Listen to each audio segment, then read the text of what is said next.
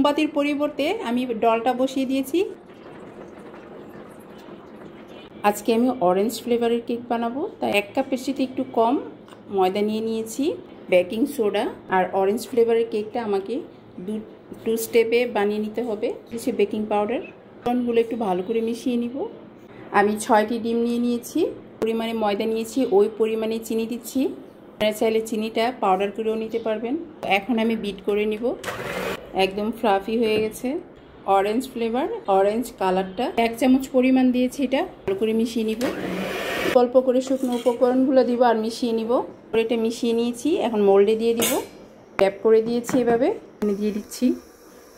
কেকটা হয়ে গেছে, আমি চেক করে দেখেছি। মোল্ডের মধ্যে ক্রিমটা লাগিয়ে নিচ্ছি, কেকটা যাতে পড়ে না যায় এই জন্য। আমি সুগার সিরাপ দিয়ে দিব। সুগার সিরাপটা আমি অনেকগুলো বানিয়ে রেখেছি, এটা আপনারা চাইলে ব্রাশ দিয়েও দিতে পারবেন। প্রতিটি লেয়ারে লেয়ারে ক্রিম ভালো করে মিশিয়ে নিতে হবে। সুগার সিরাপ, এখানে চাইলে মিল্কও দিতে পারবেন। লেয়ার দিয়ে দিচ্ছি, এটাও ফিনিশিং করে নিব। তো আরেকটি লেয়ার আছে, এখন ওটিও দিয়ে দিব। লেয়ার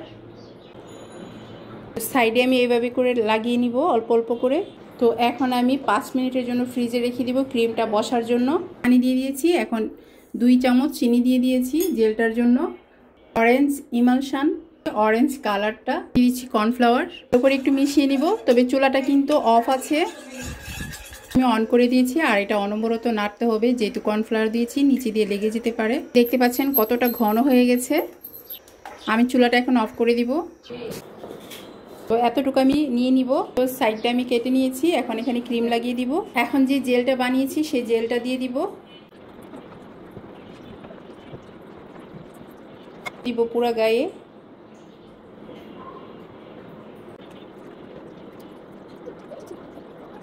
এরকম করে দিচ্ছি। এখন আমি কিছু ফ্লাওয়ার দিয়ে দিব।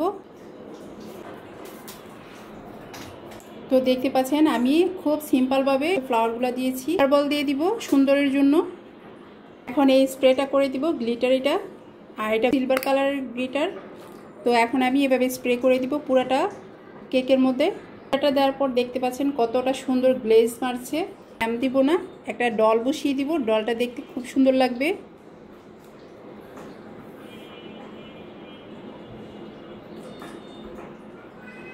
আমি মোমবাতির পরিবর্তে আমি ডলটা বসিয়ে দিয়েছি।